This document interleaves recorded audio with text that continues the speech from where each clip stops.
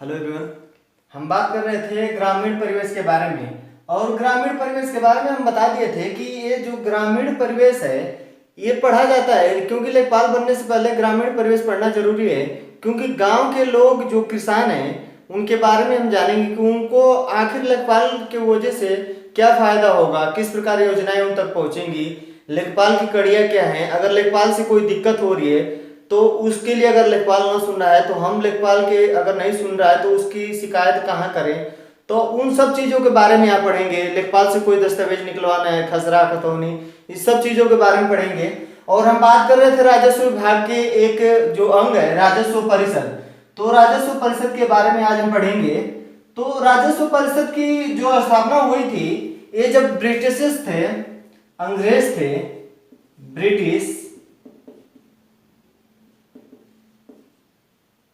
British India company थी, British east India company थी, east India जब कंपनी थी, जब ही 1831 ईस्वी में इसकी स्थापना हुई थी इलाहाबाद में।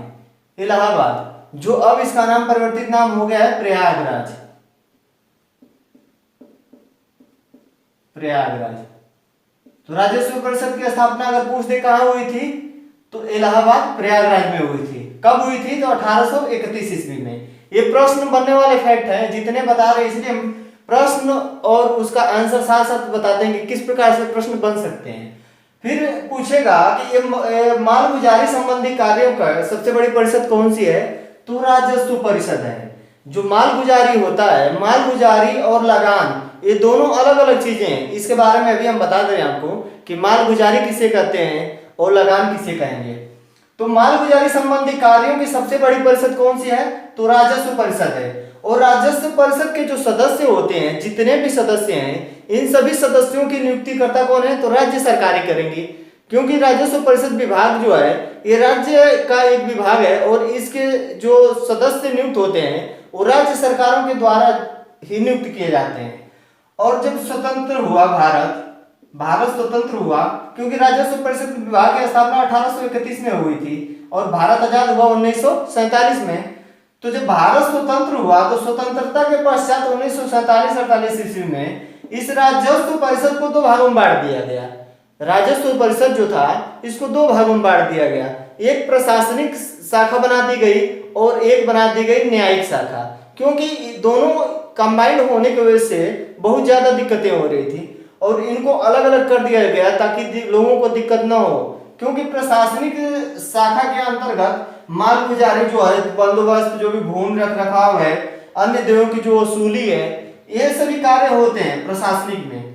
और जो न्यायिक शाखा है, अगर जमीन से रिलेटेड किसी से झगड़ा है, कोई जमीन का वाद विवाद है, जैसे किसी ने कोई जमीन खरीद लिया, अगर सामने वाले ने पैसे ले लिया, बोलेगा कि हम जमीन नहीं देंगे, तो उनकी सुनवाई जो होती है राजस्व परिषद की शाखा, जो न्यायिक शाखा है, न्यायिक शाखा, इसमें पुनर्विलोकन होता है उसका, यहां देखा जाता है उसको, ना कि प्रशासनिक में। प्रशासनिक में सिर्फ वसूली किया जाता है, जो मालगुजारी वसूला जाता है या अन्य जो भी देय हैं या भूमि का जो अर्जन, जिससे मतलब सरकार को कर मिल रहा है, मतलब राजस्व की प्राप्ति हो रही है, सब प्रशासनिक शाखा का कार्य है। लेकिन उसके जो झगड़े जा रहे हैं, उन मामलों को जो सुलझाने का कार्य है वो न्यायिक शाखा कार्य है। तो इनको दो भागों में बांटने से लोग दो जगह होने लगे, क्योंकि यहाँ भीड़ ज्यादा हो जाती थी और जो अधिकारी हुआ करते थे उनको दिक्कत होती थी।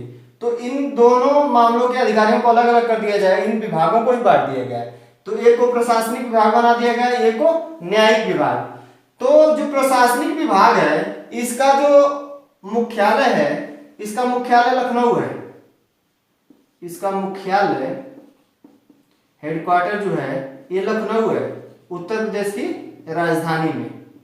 और इसमें होता क्या है, जो बंदोबस्त होते हैं, भू अभिलेख का रखरखाव जो होता है, बंदोबस्त या जो भूमि अभिलेख है उनका रखरखाव, या मालगुजारी जो होता है, मालगुजारी की वसूली, या अन्य देय जो भी हैं उनकी वसूली, भूमि का अर्जन, सभी प्रकार के इसमें कार्य क्या किए जाते हैं, संपादित किए जाते हैं। किस शाखा में, प्रशासनिक शाखा में। और न्यायिक शाखा में हम बता दिए कि न्यायिक शाखा में अगर जमीन से संबंधित किसी प्रकार का वाद विवाद हो तो यहाँ आ जाते हैं लोग, कहाँ पे, न्यायिक शाखा में। और जानते हैं कि उत्तर प्रदेश का जो हाई कोर्ट है वो कहाँ पे है? इलाहाबाद, प्रयागराज, जिसका परिवर्तित नाम हो गया है प्रयागराज। तो अब इसको इलाहाबाद नहीं प्रयागराज ही समझेंगे कि इसका मुख्यालय कहाँ है? मुख्यालय प्रयागराज, न्यायिक शाखा का मुख्यालय प्रयागराज हो गया है। ठीक, तो ये जो न्यायिक शाखा है या पीलीय निगरानी और पुनर्विलोकन, पुनर्अवलोकन से तात्पर्य है कि अगर किसी मसले पे अगर फैसला दे दिया कोर्ट ने, जो न्यायिक शाखा है, तो अगर उसको चाहे तो दोबारा उसको देख सकती है। राजस्व न्यायालय के जो निर्णय होते हैं, ये हाई कोर्ट के जो निर्णय होते हैं जैसे बाध्यकारी होते हैं, उसी प्रकार ये राजस्व न्यायालय के भी निर्णय बाध्यकारी होते हैं। मतलब अगर ये निर्णय सुना दिए तो मानना ही पड़ेगा। जैसे हाई कोर्ट अगर कोई फैसला दे रहा है तो हाई कोर्ट के फैसले को आपको मानना है, उसी प्रकार अगर कोई राजस्व न्यायालय कोई फैसला दे रहा है तो ये हाई कोर्ट के फैसले की तरह ही बाध्यकारी होते हैं। ठीक है, अगर पूछ ले कि वर्तमान समय में राजस्व न्यायालयों की संख्या कितनी है उत्तर प्रदेश में, तो 2691 है, 51 है। ये करंट का आंकड़ा है 2651, ये वर्तमान का आंकड़ा है 2651, 2651 वर्तमान का आंकड़ा है राजस्व न्यायालय की संख्या। लेकिन अगर ऑप्शन में 2651 न रहे और 2333 रहे तो इसको भी टिक करेंगे।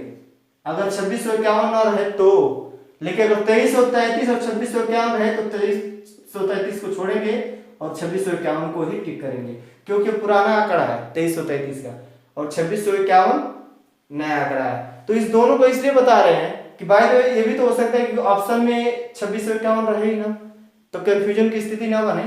दोनों रहेगा तो बढ़ता हुआ आंकड़ा मारेंगे 2651, अगर एक रहेगा 3300, सिर्फ 2333 रहेगा तो 2333 पे ही टिक करेंगे। ठीक है, अब हम बात कर लेते हैं, थोड़ी सा इसको समझा देते हैं कि लगान और मालगुजारी क्या होता है, क्योंकि इसमें बहुत कंफ्यूजन रहता है। देखिए दो चीजें, एक तो है मालगुजारी, मालगुजारी,